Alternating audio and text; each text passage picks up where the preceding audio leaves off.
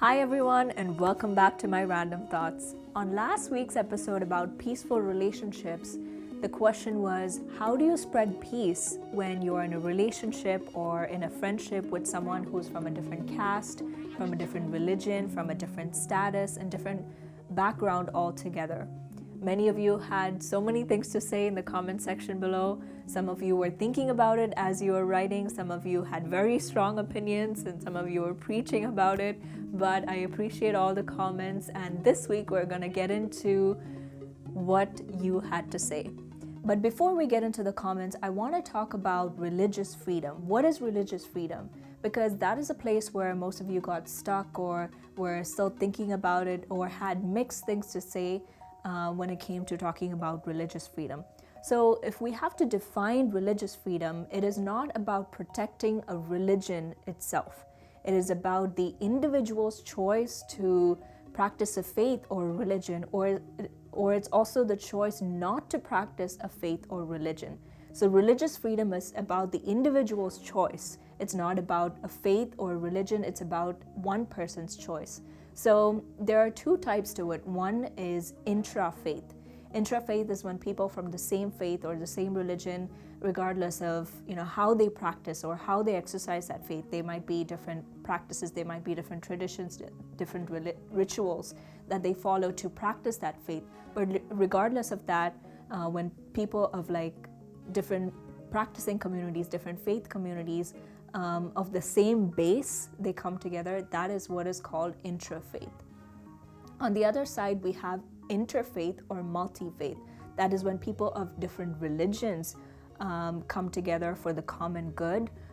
For example, like alleviating poverty, to subdue some kind of unrest, or maybe to fight for climate change. So when different people of different communities of different faiths come together to solve a common good of the country, of the society, of the nation, that is called multi-faith, or that is called interfaith. So understanding this is vital before we get into the comments. So I hope you understand what religious freedom is, and defining that would have made sense to you now. Okay, let's get into the comments. The first one is by Sheba Jessie. She says, I think God himself accepts people irrespective of caste, creed, religion, etc. Friendship can be irrespective of these, as long as they don't pull us from the track. But in relationship, the respective potential should have a relationship with God so that they can motivate and encourage us when we are down. In fact, I think life partner means taking part in our ups and downs in our life and thriving us toward the loving God. The person in our relationship should help to have a relationship with God. Very nicely said. Princeland Selvaraj. When it comes with marital relationship with a person from different religion, it is a complete failure unless one or both of the partners are ready to sacrifice or adjust their faith. If so, you, the kids, and on one side of couple's parents and relatives will be happy, but the other parent and close relatives you will lose. You can't do some religious practices which you are completely against. It's wise not to get tangled in this complex inter-religious relationship. If no choice, make sure either you or your partner is willing to sacrifice. When it comes to friends, you can always get along with people of any backgrounds because you can politely refuse or say no. So this is one thing that is very prevalent, when you get married to someone, especially in a marriage, especially when it's a union between people of different religions from different faiths. One person has to give up, what faith they have come from, or else there are so many clashes and so many fights and so on. So he's talking about interfaith and how whether or not you should choose and what you should choose, what you should not choose. The next comment is from Alok Kirketa. Ideal girl or man would like to marry someone who respects and honors the opposite sex. There are many hot issues in news these days that has the potential to fracture the harmony between sexes.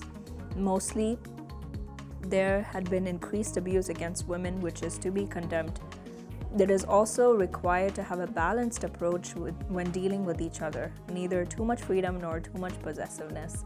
Yes, when you don't know what religion or which faith or what you're practicing, what your beliefs are, or where you stand in your principles and standards, it is easy to be abused because you cannot speak up for what you believe, and you cannot speak up for what you really want. So knowing that is really essential.